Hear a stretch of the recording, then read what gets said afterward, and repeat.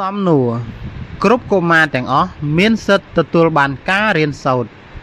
ចូលពន្យល់ឲ្យបានក្បោះក្បាយចម្លើយសិទ្ធិទទួលបានការអប់រំដោយឥតបង់ថ្លៃនៅសាលាសាធារណៈកុមារគ្រប់រូបមានសិទ្ធិចូលរៀនចាប់ពីអាយុ6ឆ្នាំឬ70ខែឡើងដោយឥតបង់ថ្លៃកុមារគ្រប់រូបមានសិទ្ធិចូលរៀនសូត្រដោយគ្មានការរើសអើងនិងសមធម៌កុមារគ្រប់រូបមានសិទ្ធិរៀនសូត្រចប់ថ្នាក់បឋមសិក្សាកុមារគ្រប់រូបមានសិទ្ធិទទួលការបណ្ដុះបណ្ដាលនៅចំណេះដឹងទូទៅដោយសេរីភាពធ្វើឲ្យរីកចម្រើនខាងសមត្ថភាពសីលធម៌និងផ្នែកសង្គមសំណួរចូលពន្យល់ពីទំនួលខុសត្រូវផ្នែកសិលធម៌ចម្លើយនិយមន័យទំនួលខុសត្រូវផ្នែកសិលធម៌គឺជាទំនួលខុសត្រូវដែលអ្នកប្រព្រឹត្តហ៊ានទទួលសារភាពដោយស្មោះត្រង់ដោយពុំបានបង្ខិតបង្ខំហើយក៏ជាការទទួលខុសត្រូវចំពោះមុខនៅអ្វីដែលខ្លួនបានធ្វើដោយគ្មានវិប្បដិសារីហើយត្រូវមានការទទួលខុសត្រូវប្រកបដោយវិចារណញ្ញាណគ្រប់គ្រាន់ដោយអ្នកប្រព្រឹត្ត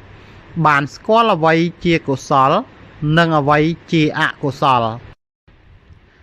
ការទទួលខុសត្រូវដោយខ្វះវិចារណញ្ញាណអ្នកទទួលខុសត្រូវរបស់យើងស្ថិតនៅក្នុងការរវើរវាយឬស្ថិតនៅក្រោមឥទ្ធិពលនៃការឡប់សតិដូចនេះរាល់ទំនួលខុសត្រូវផ្នែកសិលធម៌តម្រូវឲ្យមានពុទ្ធិផ្នែកសិលធម៌តម្លៃនិងមានសេរីភាពសំណួរតើតម្លៃបញ្ញានិងសិលតម្លៃស្ថិតនៅតម្លៃថ្នាក់ណាចូលពន្យល់ដោយលើកឧទាហរណ៍មកបញ្ជាក់ចម្លើយតម្លៃបញ្ញានិងសិលតម្លៃស្ថិតនៅក្នុងតម្លៃថ្នាក់ខ្ពស់តម្លៃបញ្ញាជាតម្លៃដែលគេជួបប្រទះនៅក្នុងការពេញចិត្តនិងការចង់ចេះចង់ដឹងប្រកបដោយសុភវិនិច្ឆ័យនិងការប្រើប្រាស់ស្មារតីប្រកបដោយបញ្ញាឧទាហរណ៍ពុទ្ធិសច្ចភាពសិលតម្លៃ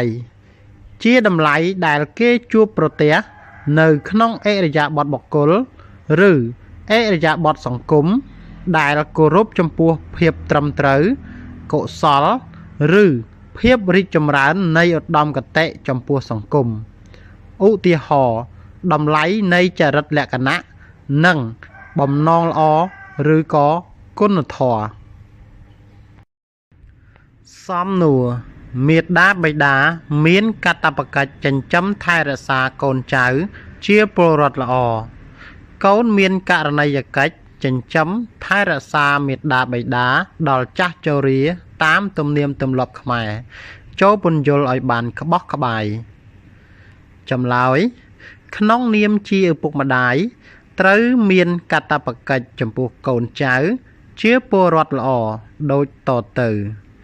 ត្រូវចិញ្ចឹមថែរក្សាកូននិងមានព្រហ្មវិហារធម៌ចំពោះកូនអប់រំកូនឲ្យប្រព្រឹត្តតែអំពើល្អសច្ចៈទៀងត្រង់អប់រំកូនឲ្យគោរពសមាជិកគ្រួសារតាមឋានៈចេះគោរពចាស់ព្រឹទ្ធាចារ្យត្រូវធ្វើជាគំរូល្អនិងផ្ដល់ភាពកក់ក្ដៅដល់កូនឲ្យមានទំនុកចិត្តលើយើងស្វែងរកអនាគតឲ្យពួកគេផ្ដល់ចំណេះដឹងទ្រព្យសម្បត្តិរៀបចំគ្រួសារបុត្រធីតាជាអ្នកមានកតញ្ញូកតវេទីបុត្រធីតាជាអ្នកធ្វើកិច្ចការជំនួសបុត្រធីតាជាអ្នកតម្កល់ទុកវង្សត្រកូលឲ្យខ្ពង់ខ្ពស់បុត្រធីតា ជាអ្នកលើកវងត្រកូលដែលខ្សត់ខ្សោយបុត្រធីតាជាអ្នកខ្វល់ខ្វាយក្នុងការធ្វើកុសលឧទ្ទិសជូនលោកនៅពេលលោកធ្វើកាលកិរិយាជាដើមសំណួរសិស្សជាកម្លាំងមួយដ៏សំខាន់ក្នុងការប្រឆាំងនឹងអំពើពុករលួយចូលពន្យល់ដោយលើកឧទាហរណ៍មកបញ្ជាក់ចម្លើយសិស្សជាកម្លាំងមួយដ៏សំខាន់ក្នុងការចូលរួមប្រឆាំងអំពើពុករលួយព្រោះសិស្សជាបុគ្គលដែលមានចំណេះដឹងនិងជាទំពាំងស្នងឫស្សីហេតុនេះការបណ្ដុះផ្នត់គំនិតប្រឆាំងអំពើពុករលួយក៏ត្រូវបានចាប់ផ្ដើមពីសិស្សចូលរួមទិវាជាតិប្រយុទ្ធប្រឆាំងអំពើពុករលួយកុំចូលរួមក្នុងសកម្មភាពអំពើពុករលួយជួយគាំទ្រដល់សកម្មភាពទាំងឡាយណាដែលប្រឆាំងអំពើពុករលួយចូលរួមសកម្មភាពអប់រំតាក់ទងនឹងសកម្មភាពសង្គមណែនាំដល់សមាជិកគ្រួសារពីផលវិបាកនិងកុំឲ្យប្រព្រឹត្តអំពើពុករលួយចូលរួមឃ្លាំមើលនិងរាយការណ៍អំពីអំពើពុករលួយដើម្បីឲ្យអាជ្ញាធរមានសមត្ថកិច្ចចាប់និងបង្ក្រាបផ្សព្វផ្សាយរូបមន្តតាមរយៈមិត្តអប់រំមិត្តពីការប្រយុទ្ធប្រឆាំងអំពើពុករលួយសំណួរចូលពន្យល់ពុទ្ធិទស្សនវិជ្ជាដោយលើកឧទាហរណ៍មកបញ្ជាក់ចម្លើយពុទ្ធិទស្សនវិជ្ជាជាពុទ្ធិកើតពីការត្រេះរិះពិចារណាជាពុទ្ធិសំយោគដែលមានលក្ខណៈជ្រាលជ្រៅជាងពុទ្ធិសាមញ្ញនិងពុទ្ធិសង្ឃព្រោះពុទ្ធិទស្សនវិជ្ជាជាអ្នកវិតម្លៃនិងតម្រង់ទិសដែលពុទ្ធិសង្ឃរកមិនឃើញដូចជាបញ្ហាអតិទេពបញ្ហាប្រលឹងពុទ្ធិទស្សនវិជ្ជាមានលក្ខណៈសុក្រិតពិតប្រាកដដោយគុណធម៌និងតម្លៃខាងសិលវិជ្ជាប្រកបដោយសច្ចៈទៀងផងឧទាហរណ៍ពុទ្ធិបន្ទូលមានរូបគឺមានទុក្ខ